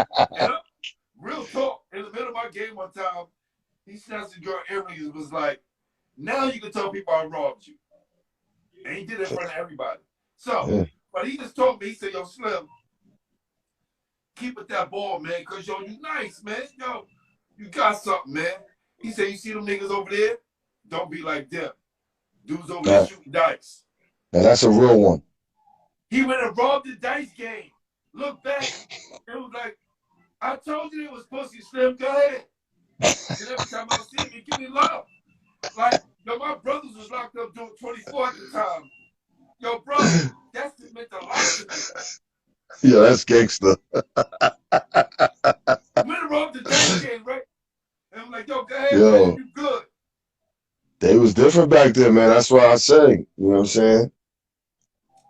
Crazy, man. Crazy, yo. Different type Crazy, of era, bro. man. Now, listen, brother. Now, I want you to walk me through this St. Augustine situation. Because, like I told you, I'm a conspiracy theorist to the fifth power. I know the things that be going on. All right, cool. Went on with me during my injury that I never really even talk about. But let's walk us through it, fam. All right. Originally, I wasn't supposed to go to St. Aug. I had a couple of D2 schools that I was really interested in me. I really wanted to go to. I was thinking about going to Bridgeport at the time. Like I went up there, worked out, had a good workout with them, a couple of joints. This my man, Lambershell. Yeah. Lambershell. Yeah. You know what I'm saying? And we got that picture too. My God. He said he sent me the text and yo, G already drew the picture, so I'm gonna send it to you once he sent it to me. All right, copy. So initially I was supposed to go there. I wanted to go to Bridgeport because I really wanted to like stay close to home. But I had other schools, you know what I'm saying, D2 schools. So but before that, I had couple D1 schools too. But they was on some like, yo, bro, you need 24 credits to graduate for JUCO. So my coach was like, you can only get 9 in the summer. So what you gonna do? So I had a D2 school in New Mexico that was on me. I think it was Western New Mexico. So I was supposed to go there, but something had happened with the coach. He said some racist thing, and I think the players walked out on him or something like that. I don't know. I can't remember offhand. I gotta ask my man Malcolm Connor that went there, because me and him were supposed to go there at the same. Malcolm went to school together? Yeah, Malcolm went to Martin Luther King with me too, but he didn't play at the same time I played. He played after. Got you. You know what I'm saying? So Bridgeport came in. I was um I was tight because when I got to St. Aug, they called me 2 weeks after I got to St. Aug talking about, yo, we got a scholarship for you and everything. And I was like, yo, I'm already at St. Aug. He's like, oh, damn. If it don't work out, call us, whatever, whatever, whatever. So I was like, all right, cool. So then get down to St. Aug, whatever, whatever. They was offering partial scholarships. Cause that's what they do in the South, I guess. So I had a little partial scholarship, whatever, whatever, and then something was wrong with my chest at the time, and I wasn't feeling well. So we had we used to have 2-day practices. Like we run in the morning, do drills, do school, then come back and practice. Okay. So Yeah. um so I'll go to the doctor. He's like, oh, you have a heart problem.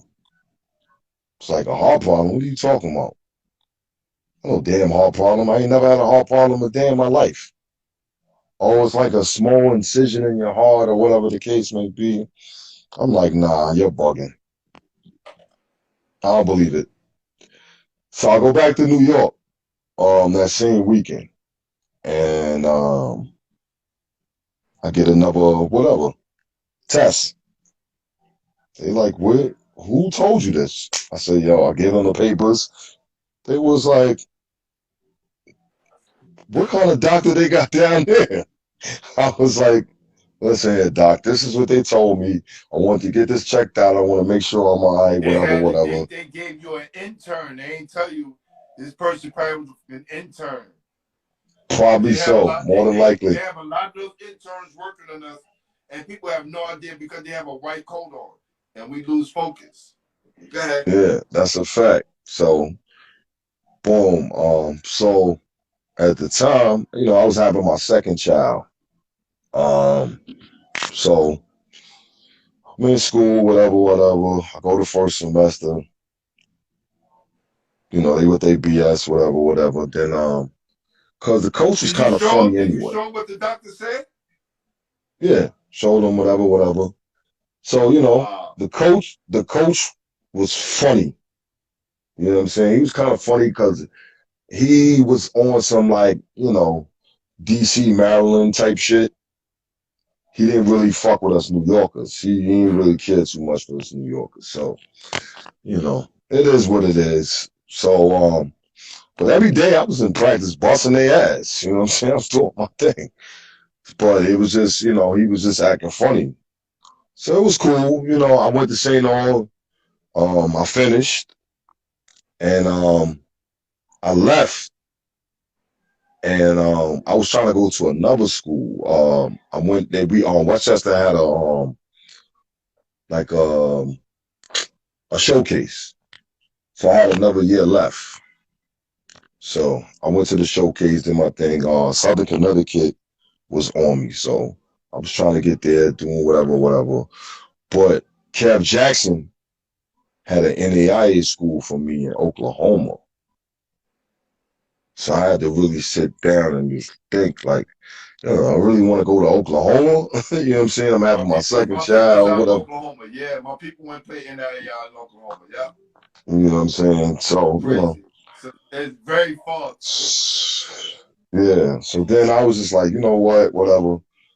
Got back on this. Then I just, I chilled, graduated from college, whatever, whatever. Um, got back on the basketball scene in the street. So I was just, I was playing at Dykeman, killing Dykeman, Westforth, just winning mad tournaments, Dunker's Delight. Yeah, we gonna get to there. But let me just say this, man. Yeah. Salute to you, to all that you've Uh, been through, and still stuck it out to graduate, right? Because a yeah. lot of dudes, with all that was going on with you and all that you had to deal with, it was easy for you to quit. That would have been the easiest thing for you to do.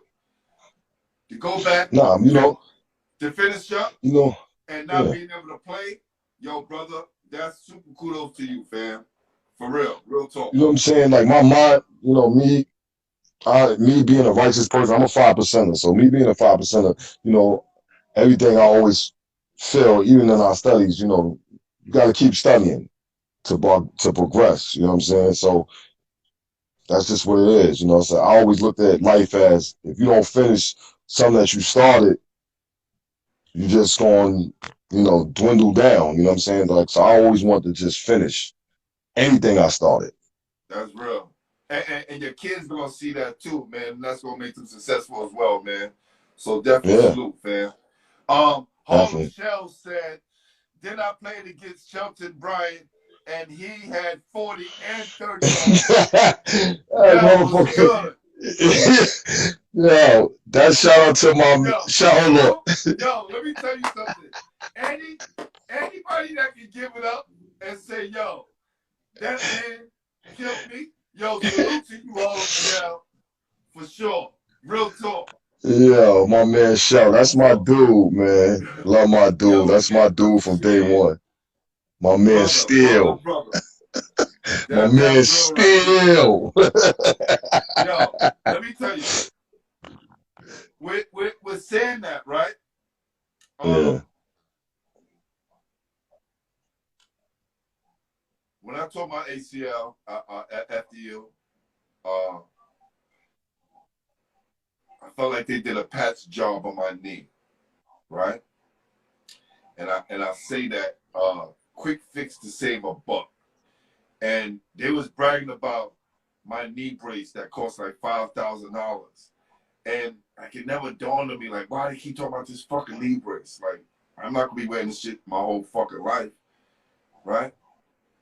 But that now, you know, still have some knee problems every now and again, or whatever. I hurt my sophomore year. But I just always felt like they did a shitty job with my knee. You know what I'm saying?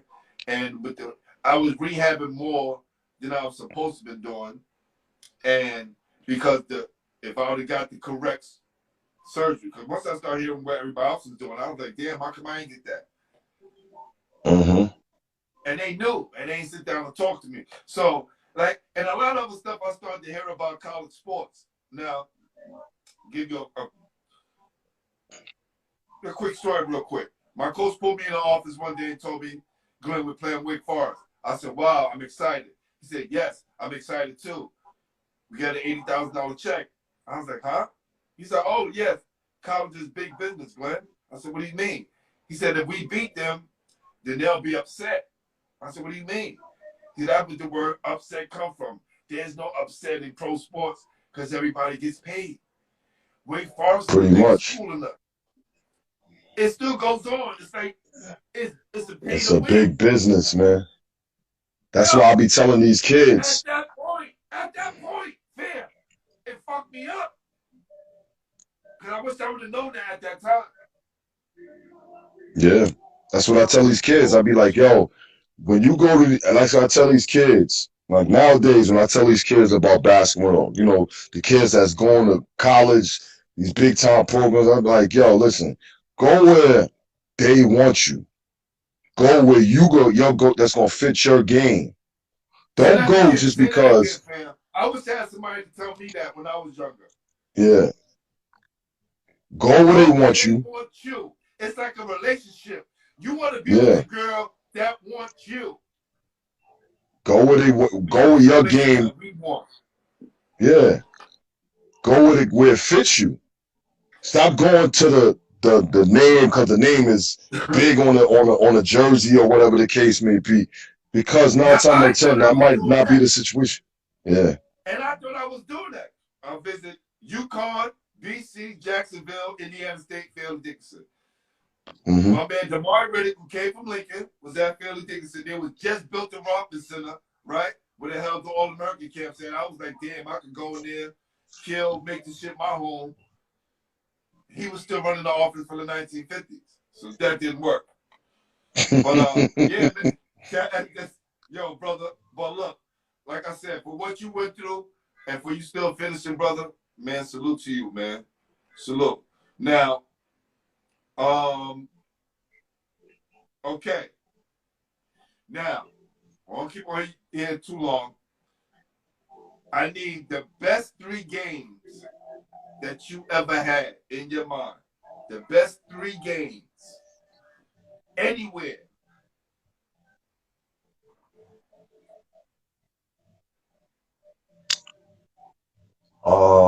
55 West 4th, United Brooklyn against United Woo! Brooklyn. Uh, phew, let's see. Who was on United Brooklyn? If you don't mind me asking, who was on United Brooklyn? Everybody. 45. Or you said 55. 55. Everybody. The double nickel. All right. Everybody. And I wasn't even. What's crazy was I wasn't even in the best of shape. I probably was about 270 pounds at that time, and I was working. We lost. We lost by 10, but I was working.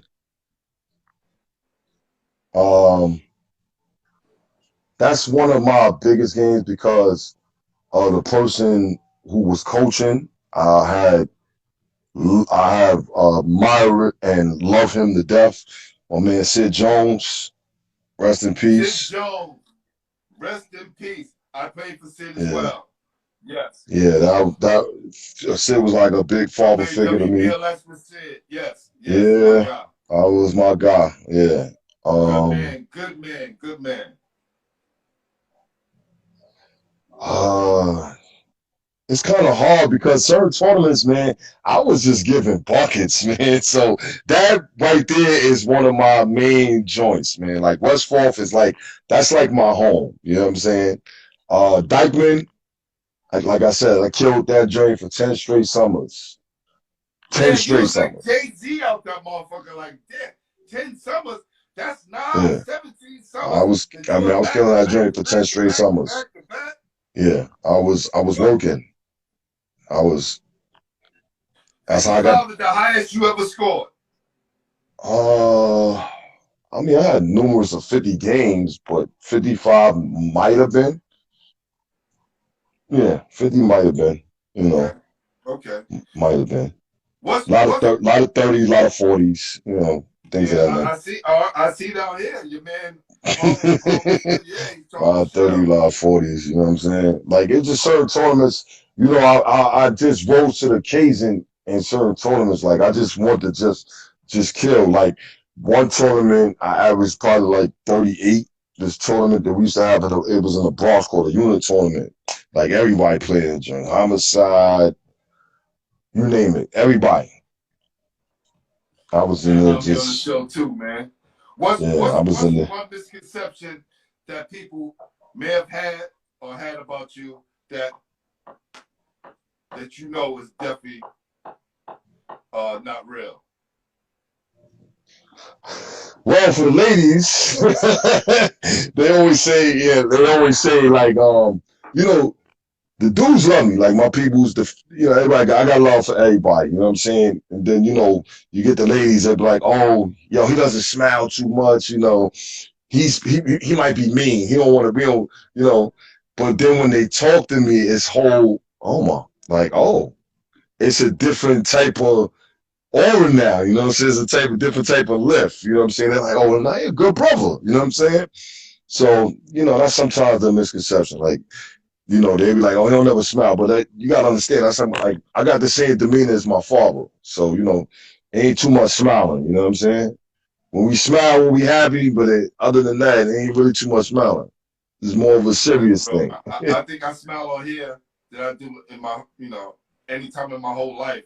Doing out the Yeah. day, if I'm on here, But lately it's I've like been a good smiling thing. like you gotta like lately now you gotta smile a lot. You gotta just have cause we losing too much brothers, man, out here, man. Yeah, Too many yeah. brothers to senseless stuff to whatever. So you just gotta laugh. You gotta enjoy life, man. And that's all I want to do from now on, man. I don't argue with nobody. Facts. That's Nobody. so real. That's so real. I might debate like if it's basketball, it's friendly. Other than that, I'm not getting on the internet beefing with nobody. You got it, Playboy. That's what you want to do. That's what you want to say. You got it, man. I just block people. That's my new shit. I just block people. I just like word. I don't even, That's yo, it. listen, G, I don't even block people. I want you to see my greatness. I want you to enjoy my greatness, man. How Thank I you. live The haters life is your marketing team, as Waller would say. all day, every day, man. All day, every day, man. As long as I live by these three words, knowledge, wisdom, and That's right. understanding, bro, I ain't gotta worry about nothing else, bro. What 3 words is those? Knowledge, wisdom, and You see the three understanding, words? King. Knowledge, Yeah, wisdom, and understanding. Facts. yeah, Factual. Let me tell you, my brother was 5% too, right? And my cousin. yeah. So me and my cousin, 1977. I kid you not. Me and my cousin went to my mother and my aunt, and we was like, we don't become 5%ers. My name gonna be Merciful. My cousin name was something else. At the same time, they kind of looked at each other.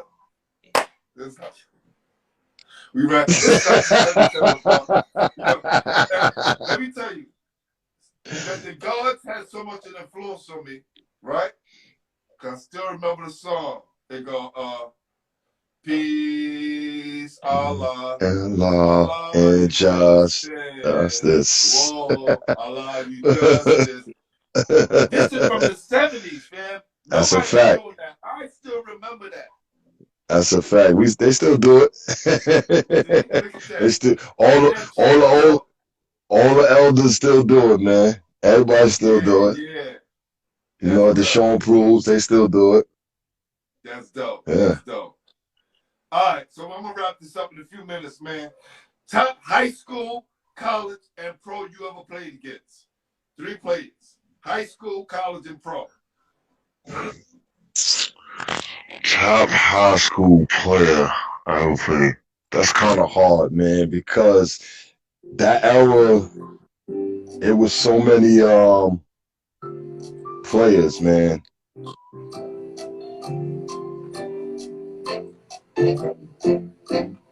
I'm gonna have to say top high school. Whew, let's see. Who was the top high school player when I was playing? It's kind of hard. I'm about to say Shake Hyden, top high school, Boston shootout. Okay, Um, okay. you said college player. Phew. And you could have played against them anyway. It could have been a summer league. It could have been a pro-am. Oh man, you gotta think of like New York City wise, man. That's We what got we so doing. many, It's man. about. And we ain't finished yet because we got to go to the top 5. We got too many, man. I play against everybody. Yeah, so what's that? Give me the top guy in college that you played against. Ron Artest. Ron Artest. And the top Yeah. pro. Because I know you Top. played against a bunch of them. Let's see. Top pro. Hmm. Whew, that's crazy. um, I'm gonna say Ron again. Okay, Uh, okay. yeah, Got 'cause you. I've been playing Got against you. him forever. So. Got you. That work. Top 5 players from Harlem. Ooh. Yes. Yes. This is when the questions get hard. Like we kind of breeze Ooh. through the questions and talk about the great black Ooh. ball, and You then the ain't top 5 shit. come up. Everybody always say, "Yo, G, that's the toughest part of the show." When I get talking shit, then they hit it, Ooh, and at you the ain't end, shit. they hit me, and they come up with all these names. Yo, how do I forget this Ooh, person? you ain't Yo, shit. G, top 5, baby. Ooh, damn. Uh, And you done mentioned about 20 of them, so you only got 5. you talking about from eras or just in general? Just top 5 from all of them. It don't make a difference. It's your top 5, nobody else's. All right, I'm gonna go with Steve Burke Senior. Day. Shamgar, Yes. The Handles of God. Ali Mo. Ali Mo. Um, New York City's Magic Johnson. that's a fact. Damn. Who else? Who else? Shit. Oh man. Um, This is one of your own, Harlem. This is one of your own right here. it's because it's crazy. Like, let's see. Um, You got two more.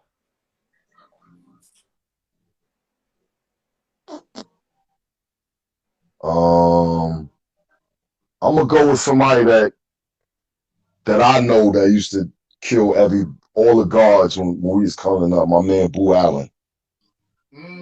Lot, yeah, my man Boo Allen. A lot of dudes, they know who Boo Allen is. When we was coming up, they He's know still him around? as. He's still around, Boo Allen? Yeah. My man Boo Allen he do MTA now. They know my man. They know my man. Okay, Played okay, at play, okay, okay. played at Kennedy High School. Yeah, they know him. Got you, got you. We're gonna make that happen. One more. Oh. Mm, oh.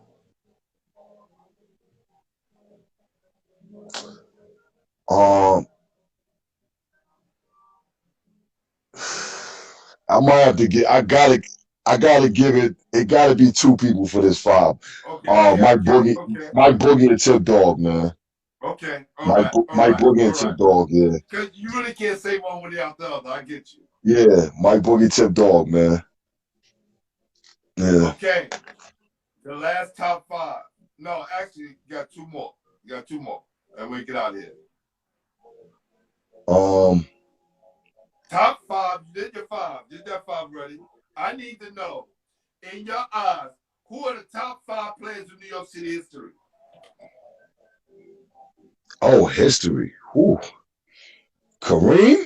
Yeah, there you go. Kareem is on check. That's one Kareem of is mine. Kareem is number one. You go. He Um, definitely go. Yes. yeah, Kareem is number one. Um, Bernard King.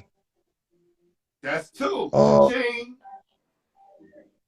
um, Stephon Marbury. Okay. I didn't have Kenny Steph, but Anderson. I could alternate him with Tiny. Yes. Kenny I Anderson. thought I'd been cheating if I said Steph. I had to pick somebody from another borough, right? I couldn't. Listen, Steph was different. Super different. So you gotta throw Yes. him Yes. in that top five Oh, Steph of is definitely players. in there. I just say Tiny because Tiny only played 1 year high school basketball. He was ineligible for 3 years straight. It just doesn't make sense. And become an NBA Hall of Famer. It's crazy. Yeah, that's cool. But I mess with Steph. And I Okay, love yes. Tiny, but Yeah, yes. Steph The was ultimate. different, man. Yeah, he's the Yes, yes, ultimate. yes, yes. And as far as impact, Felipe Lopez, man. Felipe. The forgot about Dominican Jordan. We Felipe ain't gonna forget Lopez, about man. you, Felipe. Whenever you ready to come on, basketball heads, fans. Felipe Lopez, man, because Yes, he big had a champ hell of again. him. High school, like I said, high school, him and Steph had a crazy impact. Yes. And and another shout out to my man, the best kept secret, Kareem Reed. He was a problem Yes, as well. yes. I Yeah, agree on here. Salute. that's a fact, Sure. man. All right. You got some hard One more. questions, You got man. one more. We got one more. Oh, damn. Um, top players. Oh, it got to be out of those two Lincoln kids, man. Which one? Bashi, Isaiah, Lance Bassy, Stevenson? nah, Bassy and Lance, man. Yo, Bashi, like the way they go Yo, is listen, and them kids sometimes gritted. I'm trying to Not You know why I say that? I'm gonna You know make you why I laugh. say that? I can easily Because admit I'm them Lincoln two, dudes. it's like, yo, I don't understand. Them two, it's like he leave, here come another one. And they doing the same thing. As long as I've been playing basketball, nigga always had those guards. Them it guards. You know what I'm saying? Them its. Listen, I always tell people, Tiny was my point guard, right? I always tell people, Tiny was nice. Back in the day, he Yeah. was one of the only dudes that I seen handle Kenny Anderson. You know what I'm saying? I'd like outscore him, but do everything that Kenny was doing on the court. Because Tiny had all this. He had the left hand. Yeah. Oh my God. It was Yeah. just crazy. And then he saw what it took after that to keep going. Because look, New York City Yeah. was a beast. Y'all, you even said it. Every night was a dog fight. Everybody that come up here, you ask them about their games, their high school games. Yo, G, every night was a dog fight. You hear that? Yeah, it was definitely a dog fight. I mean, my team we beat Tiny in them. You know what I'm saying? It always was a dog fight. Right, Yo, them right. Brooklyn teams is tough though, man. The Grady's, the Robersons, the Salute to Brady. They Newtricks. just had their high school reunion, 1990 City and State Championship reunion down in North Carolina. We're going to do a whole day special on Grady soon this week. So stay That's tuned a for that. fact. For That's a sure. fact, my brother. All right. We're going to get you on there, Melshawn, but check this out. I need to know, because I told you I'm hip hop head, fam. I'm a former MC. Real talk. I done rap with Jay-Z, perform with Big Daddy Kane, Busta Rhymes, Style P. I'm representing the ball players on that aspect. And Yeah. trust me, all them dudes that said it was nice, ball players and rappers. Yeah. All right. Anyway, check this out. Top 5 hip hop artists, brother. Top 5. Top 5. All right. From my liking, this is my opinion. I want to tell everybody my opinion. You know what I'm saying? I'm an old school head. I love old school rap. You know what I'm saying? My dudes, I love KRS. I love Rakim. I love Woo! Kane. Woo! I was a huge Mount Kumo beef. Rushmore already. He got 3 Yeah, Mount Rushmores in I rap was a already. huge, I was a huge Coogee rap fan. Cool G rap. Um, You can interject and these flows. Cool G then rap would be up five, there too. yeah, then I was Kumo D lived not too far from me. Yo, hold on. Tell me about, fam. I always tell people, my top 5 MCs, it never changed. Yeah, I go with who I like first. that's a fact. The first MC I ever liked was Kumo D. He was the first MC. When it Yeah, comes to battle rap, Mo D was different. he is the model. Yo, listen, Come on. I let don't me be tell on you the something. road. Take that Bob Diddy ball bullshit on home. Yo, listen, I went to PS 129 on the hill where Mo D and them is from. My sister, our teacher was Special K's moms, Mrs. Keaton. Yo, and I'm gonna tell you a little something about Special K because Special K wrote Tila Rock, his brother, record. That's a It's fact. yours. That's And a people fact. thought it was Tila Rock. Well, actually, his older brother wrote that. That's a He was fact. down with Treacherous 3. And I used to see them all the time. They used to come to our school, give us free records, Yeah, autographed and let me records and tell you, everything. Kumo D was the only dude back then rapping, going gold with a college degree. That's a fact. This is Oh, real not even talk. that. Hold on. Let me tell you another thing he was. He had a BMW that matched every outfit that he had. Leather outfit. Yes, Okay? yes. That's how I He know. was the only dude from the old And school that transitioned I used to into get making records. anybody that was from that hood, we used to get free tickets to the Apollo anytime he performed. I was there the night when he challenged LL. Pulled up on LL and said, "What's up? Let's do this. Whatever amount of money you want to do this from, let's do it."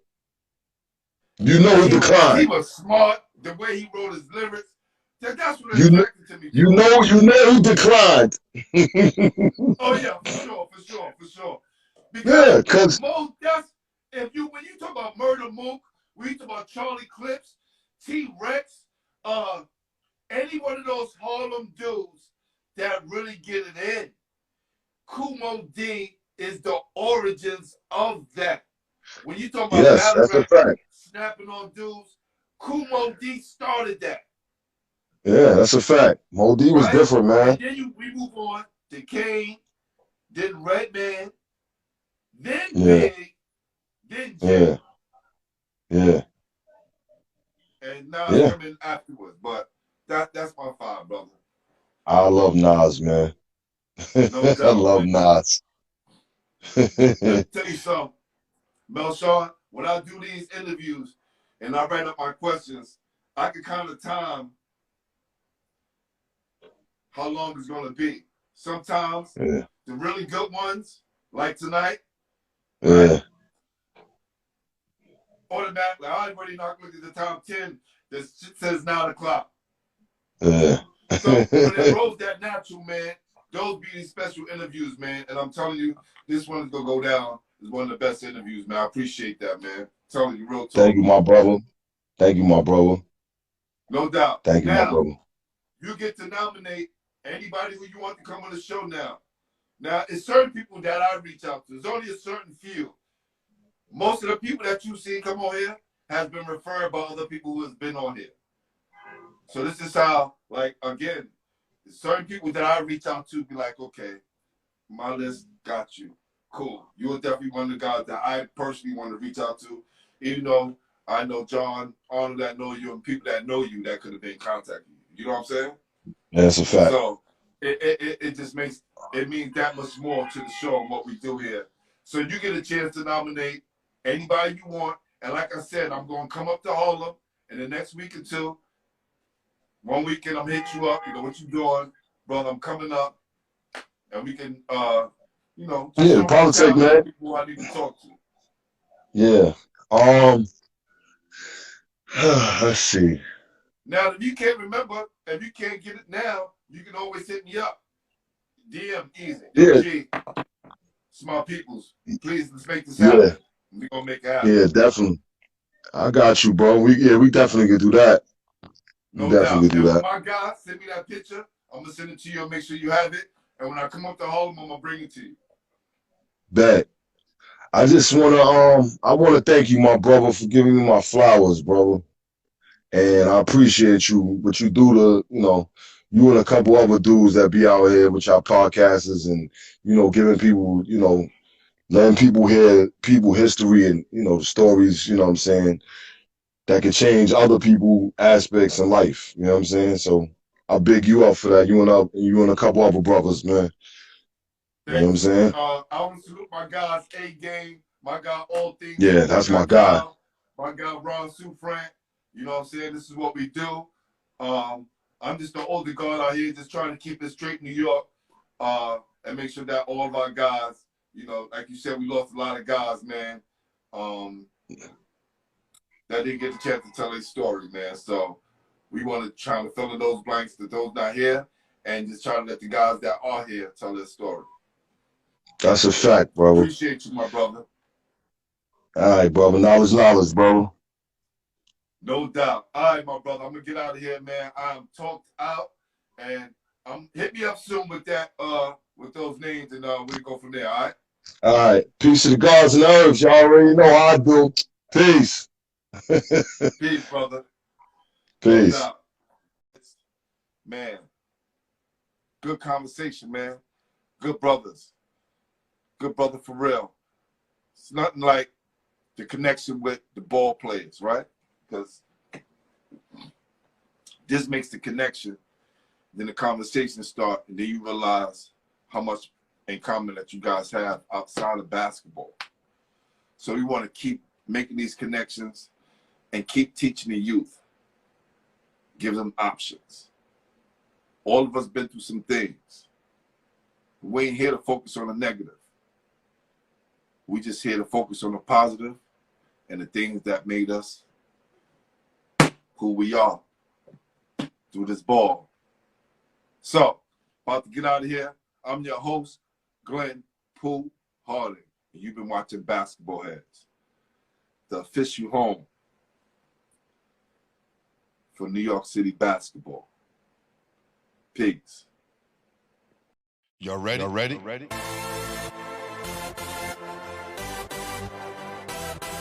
Yes. You have just now entered into the world of